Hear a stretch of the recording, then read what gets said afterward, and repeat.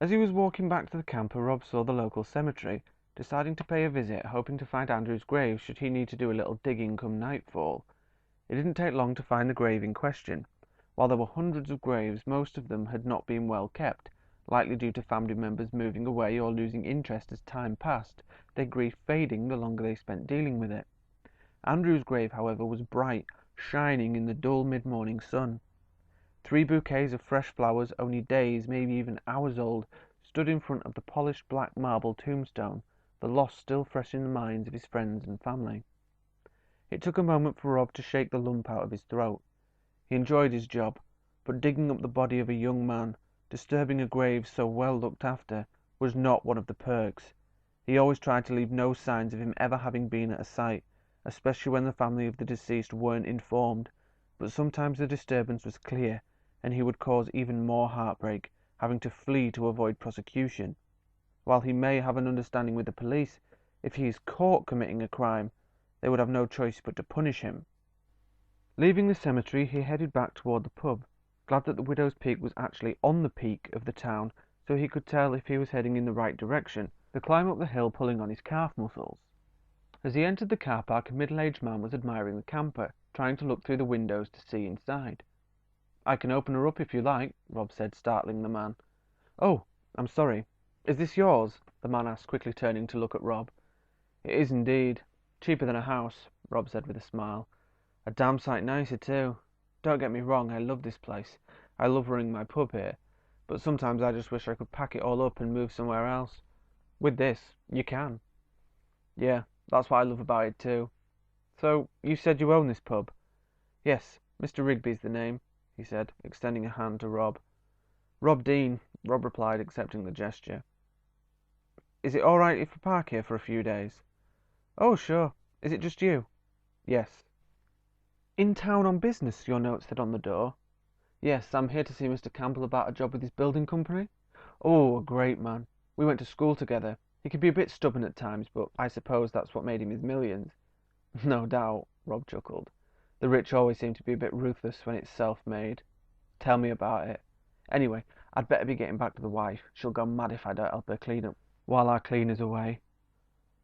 Mr. Rigby turned and started walking back toward the pub. "Don't I owe you some money for staying here?" Rob called. "No, don't worry. Just make sure you spend a good amount inside. My wife cooks some great food, and there's some excellent ale on tap," Mr. Rigby replied, stopping only briefly to smile at Rob before heading back inside. Rob opened up the camper, locking the door behind him in case some local resident tried the door out of curiosity. He wasn't worried about them finding him inside, more a case of if they discovered the weapons, shovels and fuel he kept in a secret compartment built into the floor, that would definitely raise more than a few questions. He had been inside trying to relax for less than 45 minutes when there was a knock at the door.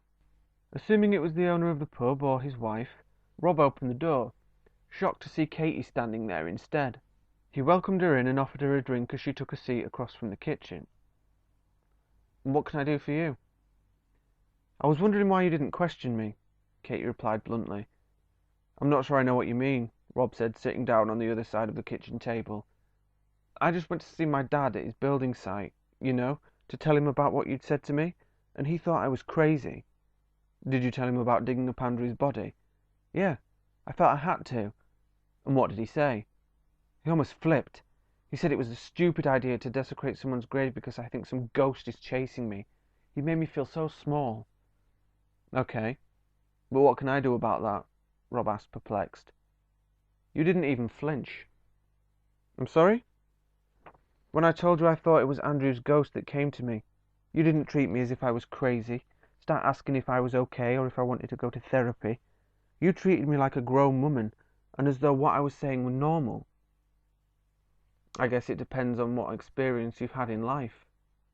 "And what experience have you had exactly? You don't look much older than me."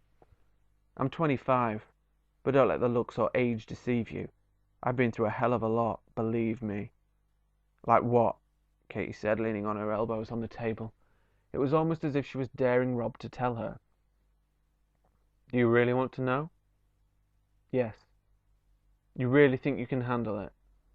"The ghost of a guy I was falling for gave me a ride home on my dad's motorbike. I doubt there's much you can tell me that would surprise me." I'll take your word on that one, Rob said with a smile.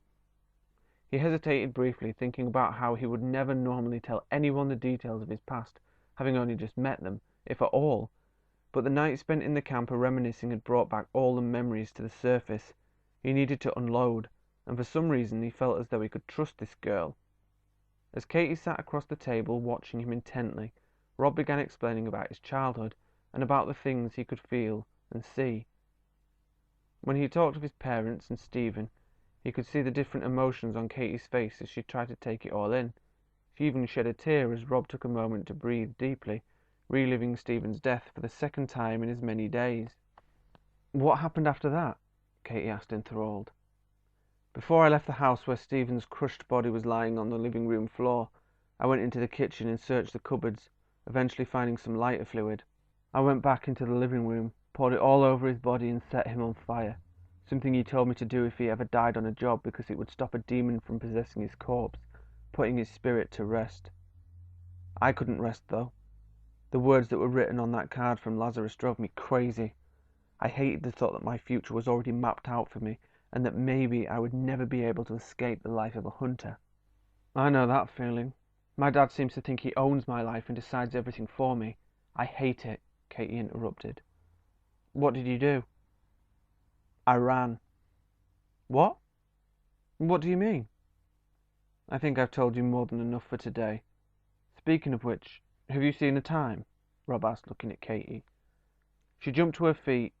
It was just after 1 in the afternoon. "Shit! I was supposed to meet Dad for lunch. He'll go mad. Did we really talk for 3 hours?" she asked. "I guess we did. Time flew, didn't it?" he said. "Yes, but I enjoyed it so much.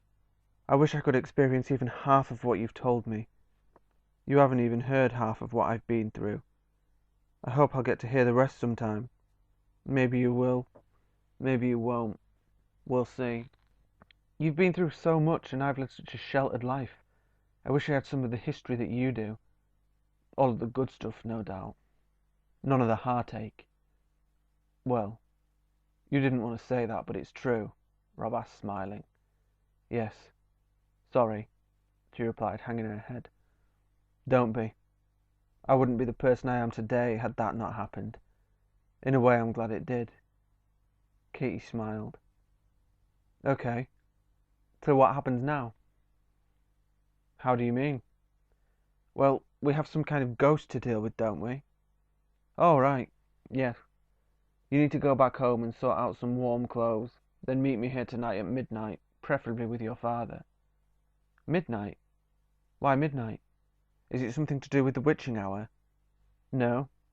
The pub doesn't have last orders until 11, so I figured we'd give the punters time to finish off and stumble home before we go into their graveyard and start digging up a corpse," Rob said, grinning.